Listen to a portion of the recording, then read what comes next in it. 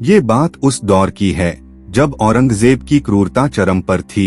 हिंदुओं पर जजिया कर लग चुका था। भारत के ज्यादातर मंदिर तोड़े जा रहे थे और सबसे भयानक स्थिति थी उत्तर प्रदेश की। मथुरा से लेकर वाराणसी तक औरंगजेब का कहर जारी था। मथुरा के पास गोकुल में स्थिति भगवान श्री कृष्ण का एक मंदिर था।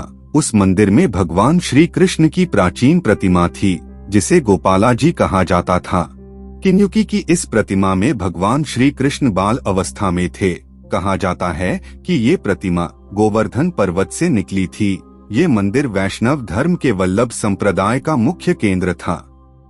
उस दौर में जब मंदिरों को तोड़ा जा रहा था तभी उस मंदिर के पीठाधीश्वर महंत वल्लभ गोस्वामी जी ने प्रतिमा की रक्षा के लिए प्रतिमा को बैलगाड़ी में रखकर इस क्षेत्र से बाहर किसी सुरक्षित स्थान पर ले जाने का निर्णय लिए। कई महीनों तक इस प्रतिमा को मथुरा के आसपास ही छुपाकर रखा गया, लेकिन अधिक दिनों तक ये संभव नहीं था।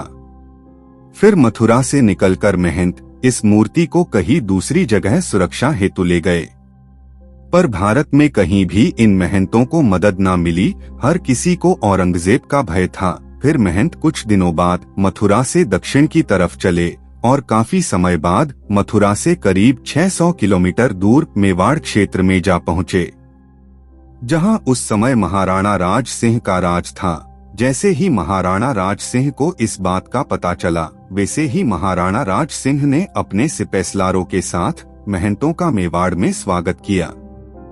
ये ऐतिहासिक दृश्य उसी घटना को दर्शाती है। स्वागत करने के बाद मथुरा क्षेत्र की आप बीती सुनी और औरंगजेब की इन क्रूर हरकतों को सुनकर महाराणा राज सिंह का खून खौल उठा। इतिहास की नजरों में देखा जाए तो औरंगजेब सबसे क्रूर मुगल शासक था, जिसकी सेना में लाखों जिहादी भरे पड़े थे। महाराणा राज सिंह ये सब जानते हुए भी अपने धर्म के प्रति निष्ठावान रहे और महंतों को कहा कि अब आप मेवाड़ में हैं। अब आपको तभी कुछ हो सकता है जब मैं जिंदा ना रहूं।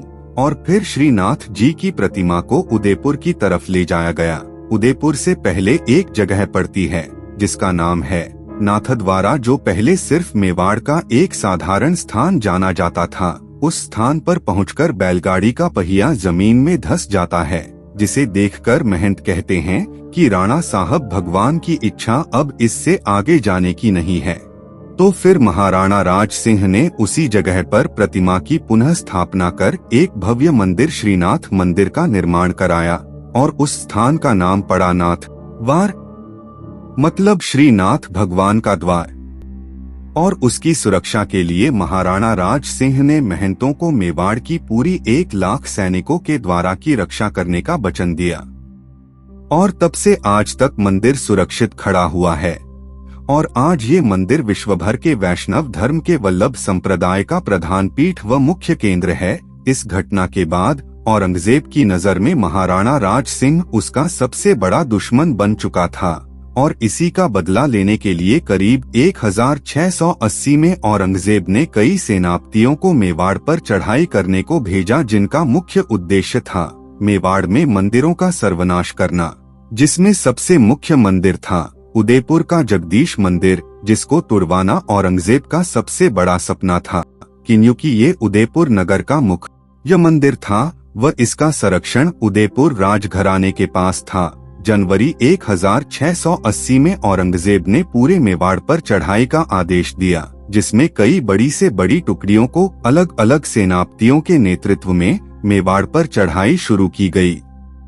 रुहिल्ला खान और यकाताज खान के नेतृत्व में जगदीश मंदिर को तोड़ने के लिए सेना भेजी। हमलावर पूरे मंदिर को तोड़ा चाहते थे, लेकिन वीरों की धरा के सैनिकों ने मुगलों की सेना को मुंह तोड़ जवाब देकर उनका प्रयास विफल कर दिया।